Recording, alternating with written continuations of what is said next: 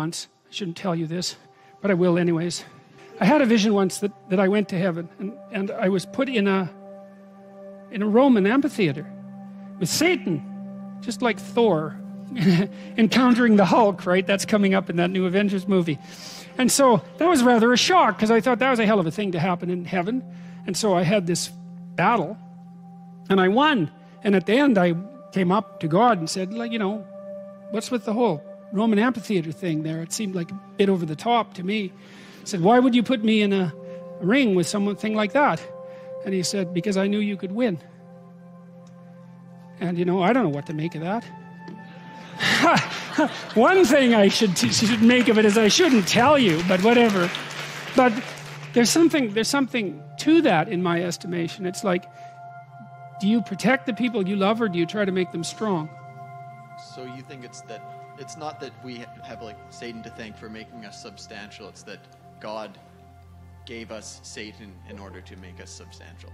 Well, I'd hesitate to say that, because it's so cut and dried.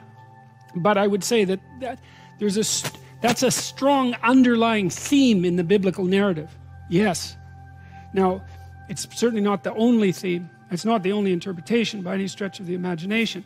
But there is something there. And there's something there, at the end, we didn't talk about this. God puts up this flaming sword and these cherubim to keep you away from the tree of life. It's like, if paradise and immortality are the promised land, then what's with the whole flaming angel and sword thing? We could have just had the damn fruit 5,000 years ago and not bothered with the problem. Well, it seems to me that there's something like consciousness through tragedy, clarity through suffering, maybe something like that. Or maybe the perfection that lurks as a potential in the future is something that has to be earned rather than given. Maybe it has no value without free choice. Maybe we have to distinguish between good and evil now that we have the capacity to actually apprehend them. Maybe that's what life is about. Maybe that's the separating of the wheat from the chaff. See, that's the idea in Revelation, right? Because when Christ comes back in the book of Revelation, he divides the damned from the saved. And the saved are the people who lived in Logos, roughly speaking, and the damned are those who don't. And so there's this idea that there's this dynamic that underlies experience that is in fact that sorting. Now, I don't know what to make of that at all, but that's the story.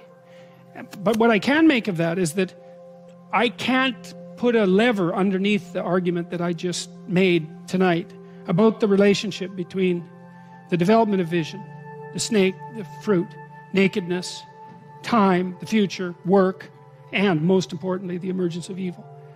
That seems to me to be, I cannot find a way to undermine that argument. It seems I can't break it, and that's what I'm always looking for when I'm trying to formulate ideas. I'm trying to look for something that no matter how hard I try, I cannot break, and I can't break that set of ideas. Now, what the full implication is of that set of ideas, God only knows, right? But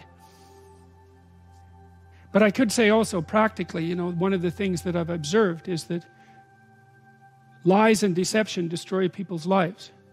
And when they start telling the truth and acting it out, things get a lot better.